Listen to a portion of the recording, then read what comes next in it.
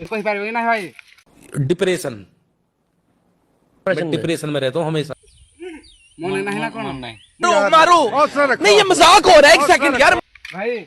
आइए देखते हैं बैठकर मजा आएगा। तो hello guys, back to my YouTube channel स्वागत करुँच आपण मानू।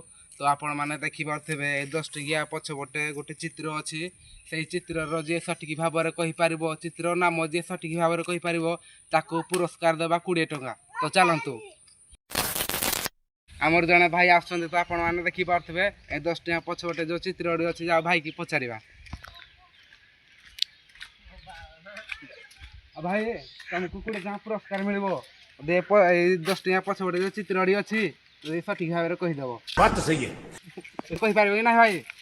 भाई कौन ना भाई? तो है भाई टी कही पाइले तो ये आम आ गोटे भाई पाखक जा तो कही पार्टी कि ना चलतु जा भाई। ये 10 टिया नोट जो अच्छी पछपटे जो चित्र देखुच से चित्रर नाम कहीपर तुमको 20 टंका पुरस्कार मिल। हाँ जदि कहीदेल तुमको 20 टंका पुरस्कार मिल, जदि न कही पाइल कि ना देखिए कहतु ये कौ चक्र हाँ यहाँ जो दुसुजी कहीपर अरे कहना क्या चाहते कहले 20 टंका पुरस्कार मिल कौन मन ना ना कौन मन ना 20 टंका भाई मिल पार ना आपन को।